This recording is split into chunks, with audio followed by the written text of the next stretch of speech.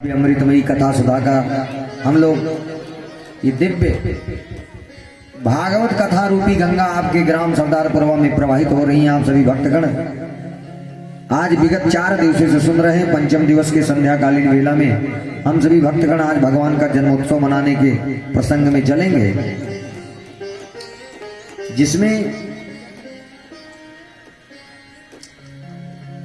भगवान कृष्ण का जन्म तो चंद्र वंश में हुआ, चंद्रमा के वंश में भगवान कृष्ण का अवतार हुआ, और राम जी का जन्म सूर्य वंश में हुआ। तो सुखदेव जी राजा परीक्षित को दिव्य उपाख्यान गंगा जी के तट पर सुना रहे हैं सुखताल में, और कथा सुनाते सुनाते कहते हैं, हे राज ऋषि परीक्षित, अगर कृष्ण के चरित्र को समझना, भगवान कृष्ण के दिव्य चरित्रों को, दिव्य उपाख्यानों को श्रवण करना है, समझना है, तो लीला पुरुषोत्तम है। उनकी लीला इतनी अटपटी है कि सबके समझ में नहीं आने वाली। वो तो जिन जीवों के ऊपर रीझ जाते हैं ठाकुर जी और कृपा कर देते हैं, वही उनकी लीला को समझ पाता। सबके समझने की बस की बात नहीं है। सो जाने जही देवो जनाए, सो जाने देवो जनाए, सो जाने देवो जनाए, सो जाने देवो जनाए,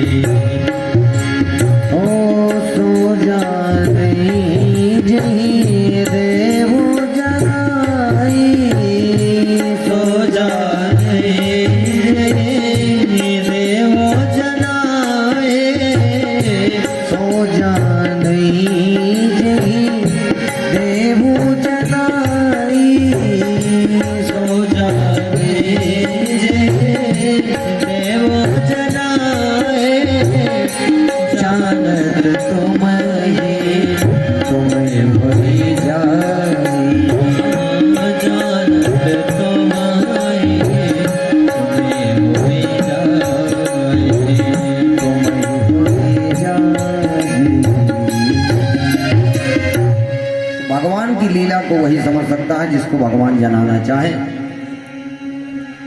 वरना जीव लाख प्रयास कर ले, यह सर आवत अति कठिनाई, राम कृपा बिनु आए न जाई। बिना राम जी की कृपा के संभव नहीं। परिश्रम करे कोई कितना भी, लेकिन हरि कृपा के बिना काम चलता नहीं है। बिना उनकी कृपा के कुछ होने वाला नहीं है। ऐसे प्यारे प्रभु के दिव्य गुणगण सुखदेव जी राजा परीक्षित से कहते हैं, राजन, बिना राम कथा समझे कृष्ण कथा समझ में आने वाली ही नहीं, क्योंकि भगवान कृष्ण हमेशा 3 अंग से टेढ़े खड़े रहते हैं। बंसी लिए और 3 अंगों से कन्हैया टेढ़े खड़े रहते हैं, और 3 अंग से टेढ़े कन्हैया का चरित्र भी इतना टेढ़ा है कि सबके समझने की बस की बात नहीं है। इसलिए पहले मर्यादा पुरुषोत्तम राम जी के चरित्र को समझना चाहिए, और राम कथा बिना समझे कृष्ण कथा समझ में आने वाली नहीं। तो सबसे पहले, क्योंकि भागवत है, इसलिए सुखदेव जी ने दिव्य राम कथा का उपाख्यान सुनाया, और दिव्य राम कथा का उपाख्यान थोड़ा सा सुनाने के बाद उसके बाद में भागवत में कृष्ण जन्म की कथा सुनाई। बोल बंसी वाले की।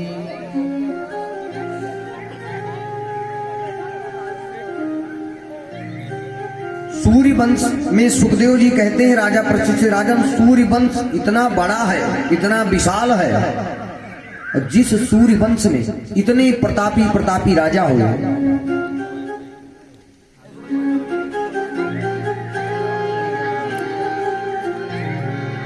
सूर्य वंश का उद्गम कहां से हुआ, ये आप ध्यान से सुनो। सुखदेव स्वामी राजा परीक्षित से कहते हैं, राजन, सूर्य वंश सबसे पहले कहां से प्रारंभ हुआ, ध्यान से सुनो। राम जी के पुरखों के दिव्य चरित्र का उपाख्यान मैं तुम्हें सुनाने जा रहा हूं, ध्यान से सुनो। कहा सबसे पहले भगवान नारायण के नाभि कमल से ब्रह्मा का जन्म हुआ और फिर ब्रह्मा जी के द्वारा मरीचि ऋषि का जन्म हुआ।